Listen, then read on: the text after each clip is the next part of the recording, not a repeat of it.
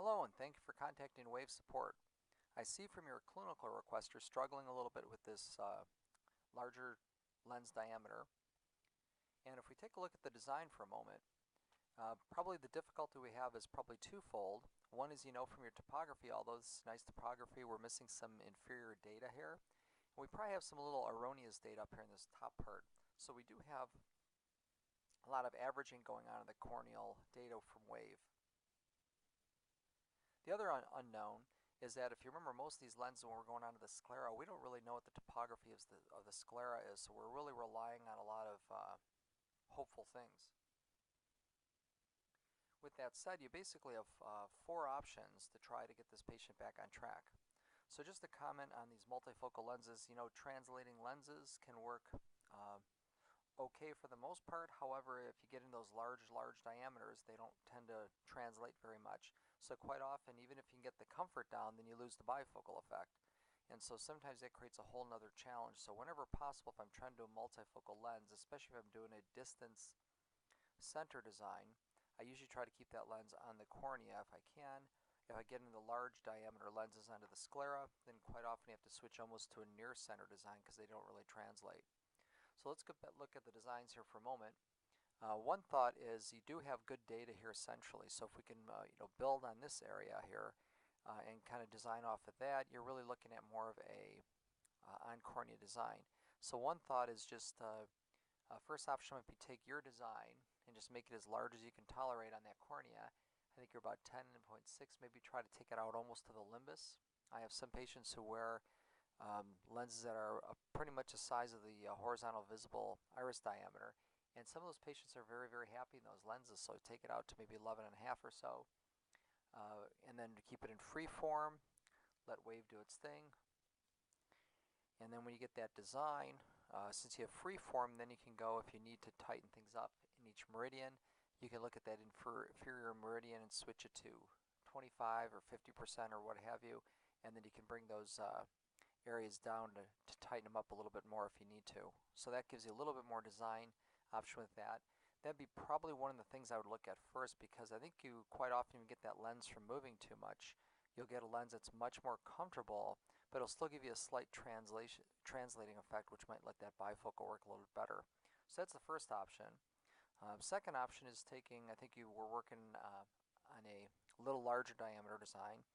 Now the reality is in this 13.6 zone, 13 to 14 millimeter diameter, sometimes we just get too much edge lift. I found that a number of times with my designs. In that range, it seems like there's a lot of opportunity for that that edge to stand off. Again, that probably comes somewhat from missing data in the design, to also just little nuances and little differences in everyone's limbal area.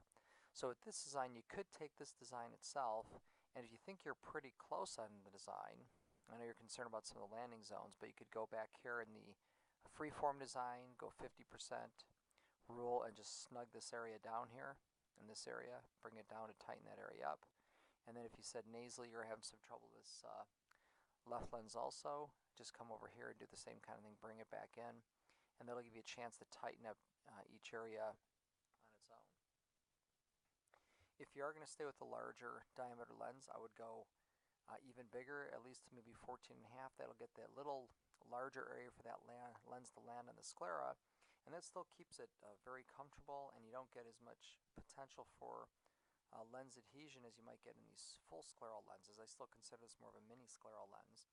And with this design, I use the 8-point Wave design recommendation. And if you remember that, that can be found in the Wave training website.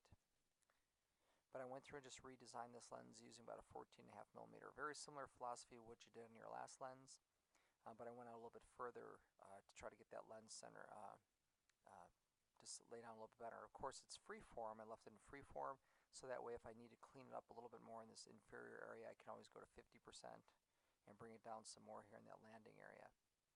And the last option would be going to full scleral design. I just went to a full large diameter. You actually like to use a semi-scleral design. If you have a Wave OCT set, that's that Wave large diameter fitting set, that can be very helpful, very easy way to fit these super large diameter lenses. but this will get that lens outside the area where you get that um, variation in the anatomy of the limbal area, and just lands it right on the sclera out there. These can be very easy to fit, but I tend to find those sometimes they're not as well tolerated by patients because they are quite large lenses. You run into some handling issues, and then sometimes you end up with some tear exchange issues on these lenses. So I'm not always a huge fan of these, especially in the multifocal. If you were to go to a larger lens like this, you almost have to switch over to a near center design just because they translate very little. So my recommendation would be, if you think it's at all possible, I would go back to uh, trying to keep it on the cornea if you can. I would just maximize the size in the cornea as big as you can get it as snug as you can. Now, if, a little comment here, even though we think about axial as being nice and snug, keep in mind that tangential tends to look at this peripheral part of the retina more precisely. So quite often I'll find that even tangential, even though it's arguably slightly flatter in design, I think sometimes it gives you a little nicer, even representation of the, or it gets that landing zone a little bit more nicely aligned with the true cornea. And so if we do that in tangential mode, you tend to get a much truer landing zone. So sometimes that'll make that lens a little bit more comfortable for these patients. So, sometimes I have to switch between the two designs, but quite often if I have some awareness with one modality, I'll switch over to the other one and vice versa. So that's probably what I would attempt to do.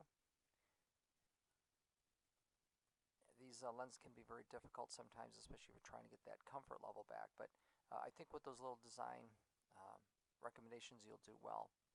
Well, thank you for contacting Wave Support. I wish you well with this challenging case, and have a great day.